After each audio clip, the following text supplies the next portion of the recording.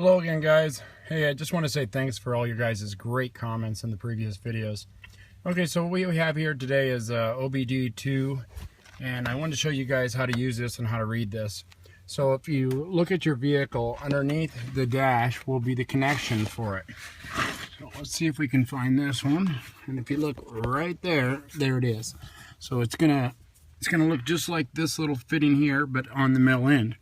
And so you just plug it in. Let me get a picture up there. So what we're going to do is just plug it in, just like that. And then we're going to turn the key on to the on position. We're not going to start it, just to the on position.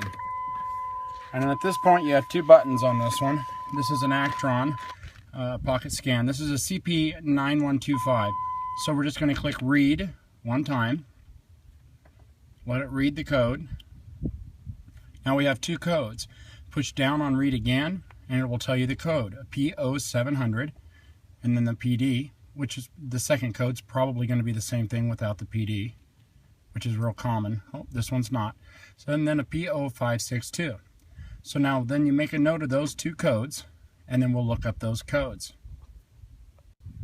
Okay, so at this point you want to write down these codes. Now, since you scrolled down, if you need to go back to write down a code that you missed, just push the erase button and that will go back one.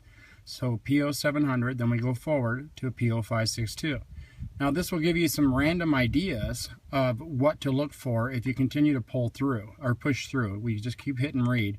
Mill off and monitors, catalyst, evap, O2 sensor, 3 ready. So in this case, when you have two different codes, if you have just the one code, you can pretty much see what the problem is and everything's good. If you have two codes, 3 codes, or 4 codes, don't jump to any conclusion here and start changing sensors, because most of the time your vehicle will only have one issue, but the computer tries to overcompensate with fuel or air or different things, exhaust, emissions, and those other codes will get thrown because it will read it at the front of the car as an issue. And then towards the back of the car with the emissions, like this O2 sensor, I never change an O2 sensor because all it is just a sensor that smells things. So I find out the problem, and then the O2 sensor, after the code is erased, will normally go away because it just simply senses what the issue is. So if you have a problem, let's say with a faulty spark plug, and you have a misfire on the number 1 cylinder, it's going to throw an O2 sensor or cam sensor. Don't go changing those. Change the easiest things first, then the emissions that come out the exhaust will change, therefore the computer will overcompensate and reset that second code, so your O2 sensor code will go away. So always start with the easiest process first, whatever the easiest is. In this case, it's a misfire.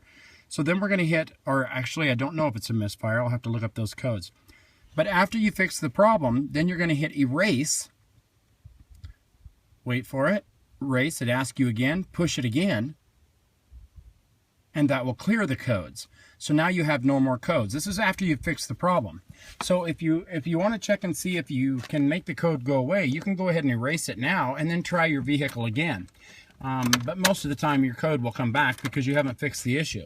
Now if you fix the issue and you still have an ignition light on, then you need to clear that code. And most of the newer modern $1,000, $2,000 code readers will not clear code. They think that they clear them automatically, but they don't. Use these little OBD2s and you'll clear them instantly. So now I'm going to go ahead and turn the key back on again. And I'll hit read. And now, oh, it says I have no link. So I don't have the key on all the way. I'm glad that popped up so you can see. If it says no link, you don't have the key on all the way. Click it one more time. And read.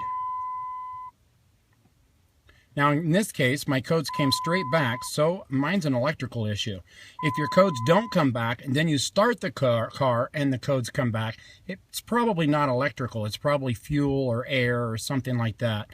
So I hope this helps you out to understand how to read the codes. If you have any issues with understanding the codes, let me know. And you can jump online if yours didn't come with a little box or the invoice showing what each code is, P0411, misfire. If you don't have that, which I have lost mine a long time ago, you can just jump online and punch in that code number and it'll tell you exactly what it is. But make sure that you go through all of them. If you have 4 codes, punch them all and find the common denominator between the 4 before you go changing an O2 sensor, a crank sensor, a cam sensor, bank 1 misfire. Before you go changing all that, list down the codes on a piece of paper and look at it and try to understand what each one of them have as a common denominator. And once you figure that out, you'll probably find out it's only one issue with the car. All the other codes are because the computer is trying to overcompensate. So I hope this video helped you out. Please click like, please click subscribe.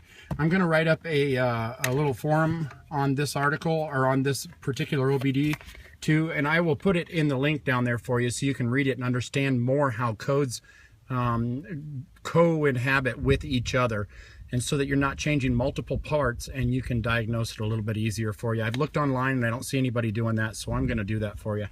So again, please click like, please click subscribe if you liked it, and leave all the comments that you want. Thanks a lot. Enjoy.